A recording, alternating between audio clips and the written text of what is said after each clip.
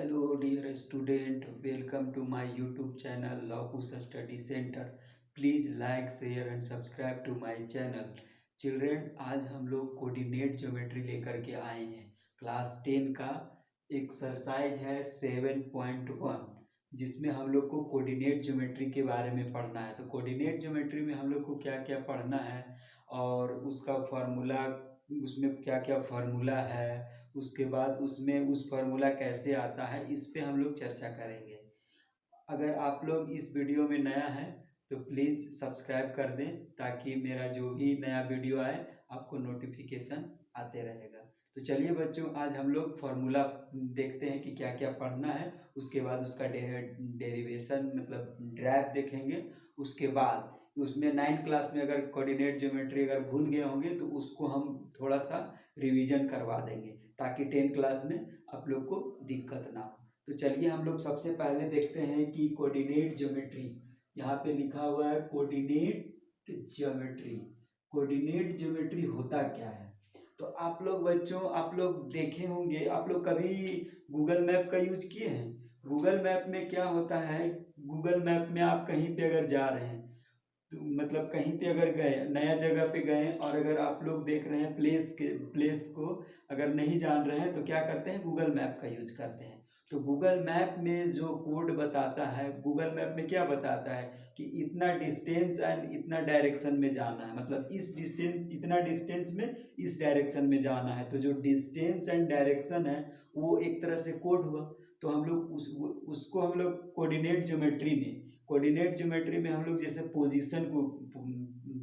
Position find करने के लिए हम लोग कोऑर्डिनेट ज्योमेट्री को क्या ये करते हैं, फाइंड आउट करते हैं। तो पोजीशन पोजीशन ज्ञात करने के लिए, पोजीशन फाइंड आउट करने के लिए 2 पॉइंट का होना जरूरी है। जैसे ये पॉइंट अगर हमको अगर फाइंड करना है तो एक पॉइंट यहाँ पे होना चाहिए, तब ना यहाँ से इस डिस्टेंस से इस डिस्टेंस का हम लोग पॉइंट को निकाल लेंगे।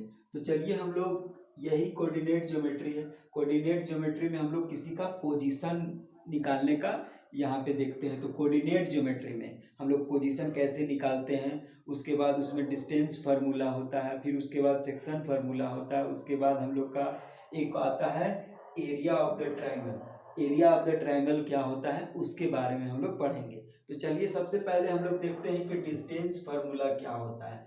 डिस्टेंस फार्मूला होता है, देखिए मान के चलिए अगर कोई 2 पॉइंट दिया हुआ है, एक लाइन में अगर 2 पॉइंट दिया हुआ है और हमको इसका डिस्टेंस निकालना है, तो उसके लिए फॉर्मूला होता है, यहाँ पे लिखा हुआ the distance between P x1 y1। देखिए ये हो गया x1 y1 and q x2 y2। तो इसके लिए फॉर्मूला होता है √x2 माइनस x1 का whole square plus y2 minus y1 का होल स्क्वायर। ये फॉर्मूला होता है। ये फॉर्मूला कहाँ से आया है, कैसे आया है, अभी हम लोग इसमें चर्चा करेंगे। आप देख लेते हैं। उसके बाद अगर इसी में अगर मान के चलिए अगर कोई पॉइंट ओरिजिन से अगर जा रहा है, यहाँ पे देखिए ये एक्स एक्सिस है, सॉरी ये वाई एक्सिस है और ये एक्स एक्सिस है। ये आपका हो गया हॉरिजेंटल लाइन, ये हो गया वर्टिकल लाइन।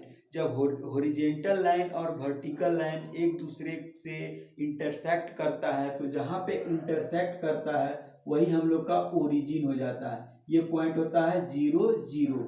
अगर यहाँ पे मान के चलिए कि अगर ये 0 0 है तो उसके लिए क्या फॉर्मूला होता है, यहाँ पे देखिए x square plus y square. मान के चलिए यहाँ पे x1 का वैल्यू 0 हो गया और y1 का वैल्यू 0 हो गया, तो यहाँ पे डायरेक्ट x1 का स्क्वायर प्लस y2 का स्क्वायर, ये फॉर्मूला हो जाता है। अब देखिए सेक्शन फार्मूला एक दिया हुआ है, जो कि सेक्शन फार्मूला हम लोग को पढ़ना है। सेक्शन फार्मूला में क्या होता है कि अगर 2 पॉइंट दिया हुआ है, हमको पी फाइंड आउट करना है, लेकिन जो जो मतलब कि ये जो फाइंड आउट करना है तो ये हम लोग को m1 और m2 दो रेशियो दे देता है, अनुपात मान के चलिए m1 और m2 दे देता है, यहाँ का डिस्टेंस और यहाँ का डिस्टेंस और ये पॉइंट आपको दे देगा। तो हमको क्या करना है कि p पॉइंट निकालना है, p पॉइंट x1 y1 निकालना है। तो इसके लिए क्या हो जाएगा फॉर्मूला, ये देखिए तो इसके लिए x के लिए जब भी लिखेंगे तो हम लोग m1 लिखेंगे। देखिए यहाँ x के लिए जब निकालेंगे इस पॉइंट के लिए तो m1 पहले लिखेंगे, उसके बाद x2 लिखेंगे। m1 लिखेंगे m1 तो x2 लिखेंगे, फिर m2 लिखेंगे तो x1 लिखेंगे, m2 लिखेंगे तो x1 लिखेंगे। देखिए इसको निकालना, x वाला को पहले निकाल रहे हैं तो x वाला में सबसे पहले m1 को लिख रहे हैं तो x2 को लिख रहे हैं, m1 लिख रहे हैं x2 लिख रहे हैं, प्लस करेंगे, फिर m2 लिख रहे हैं इंटू x1 करेंगे बाय, ये दोनों को ऐड कर देंगे m1 प्लस m2, ये x निकल जाएगा। y निकालने के लिए क्या करेंगे, उसी तरह y वाला को ले लेंगे तो m1 लेंगे और फिर y2 ले लेंगे, फिर देखिए फिर m2 लेंगे तो y1 लेंगे और m2 लेंगे तो y1 लेंगे, उसके बाद m1 प्लस m2 कर देंगे तो ये आ जाएगा। ये दोनों को निकाल लेंगे, उसके बाद x1 और y1 का वैल्यू यहाँ पे पुट कर देंगे तो हम लोग का ये दोनों का बीच का पॉइंट आ जाएगा। अब देखिए मिड पॉइंट निकालना रहेगा। मिड पॉइंट कैसे निकलता है, जब ये दोनों का अनुपात सेम रहेगा, दोनों सेम डिस्टेंस पे रहेगा, दोनों सेम डिस्टेंस, यहाँ से यहाँ का जितना डिस्टेंस रहेगा, यहाँ से यहाँ का डिस्टेंस जितना रहेगा, अगर दोनों सेम रहा तो हमको निकालने के लिए x1 और y1 निकालने के लिए फॉर्मूला होता है x1 प्लस x2 बाई 2। 1 मान लीजिए m1 को, तो यहाँ पे x1 plus x2 by 2, y बराबर हो गया y1 प्लस y2 बाई 2। ये एक फॉर्मूला है यहाँ पे, देखिए x1 और y1 निकालने के लिए। अभी हम लोग जब एक्सरसाइज 7.2 में आएंगे तो हम लोग देखेंगे कि ये फॉर्मूला का यूज कैसे होता है। अब उसके बाद देखिए कि area of a triangle, area of a triangle जब हम लोग को निकालना रहेगा, मान के चलिए ये पॉइंट दिया हुआ है ABC, अगर एक ट्रायंगल बना दिया है और उस पॉइंट को दे दिया है x1 y1, फिर दे दिया है मान के चलिए x2 y2, फिर दे दिया है आपको x3 y3, इस तरह से अगर पॉइंट दे दिया है तो उसके लिए हम लोग को फॉर्मूला कैसे आता है, तो देखिए यहाँ पे ध्यान से देखिएगा कि जब भी हम लोग x1 को ले रहे हैं, ठीक है, यहाँ पे हम एक सर्कल बना देते हैं आप लोग को समझने के लिए। यहाँ पे मान के चलिए यहाँ पे y1 ले रहे हैं, फिर y2 ले रहे हैं, फिर यहाँ पे y3 ले रहे हैं, ठीक है, y3। देखिए फार्मूला कैसे याद करते हैं ट्रिक के माध्यम से।